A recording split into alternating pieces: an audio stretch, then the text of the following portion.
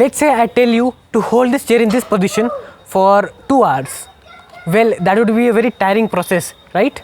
Well, it is tiring for me at least. So you might be tempted to say that you have done a lot of work by holding this in position. But well, by the definition that we learnt in the last video, this is technically no work. Why?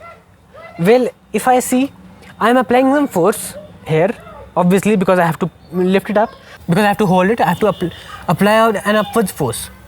So yes, I am applying some force, but am I getting some displacement? Is the position of this chair changing?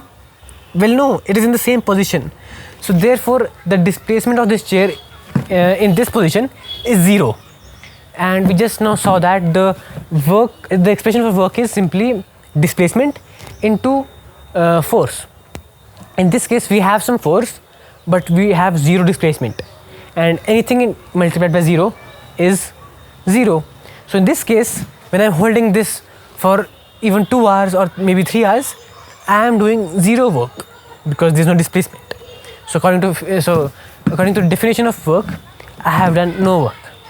On the other hand, if I lift this chair by applying, let's say, 5 newtons of force, I lift it from this position to this position. In this case, I have done work. Why? Because while lifting it from this position to this position, I applied some force, 5 newtons, and I also got some displacement from here to here. The position of the chair changed from this position to this position. So yes, I have done work. So in gyms, when bodybuilders lift weights, so they are doing some work because they have to apply some force to lift the weight, and they are displacing the weight.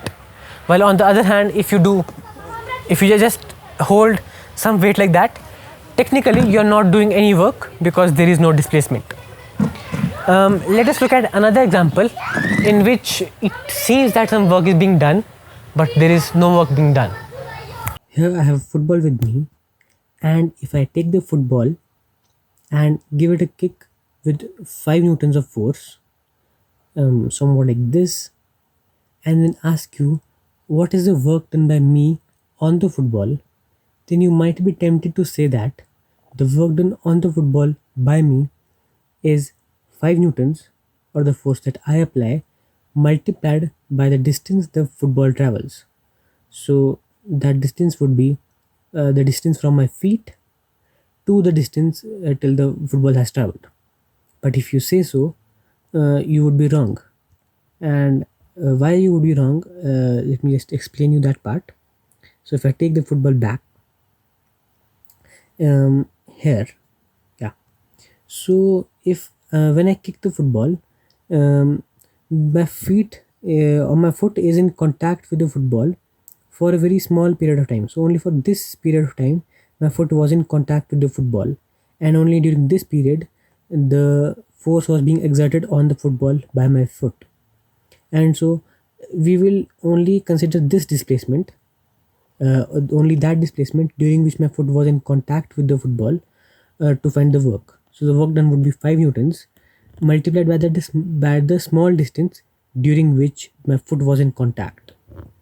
After my foot loses contact with the football obviously will continue to travel in the same direction due to inertia. But as soon as my foot has lost contact with the football, there will be no force being exerted by my foot on the football, and hence the force that I exert on the football in this situation after the foot has lost contact with the football would be 0. And hence during the later interval when my foot is not in contact with the football, the work done would be 0. So obviously there is an initial work done before. So while my foot is in contact with the football, there is some work done, but as soon as my foot loses contact during the later interval, there is no work being done by me on the football.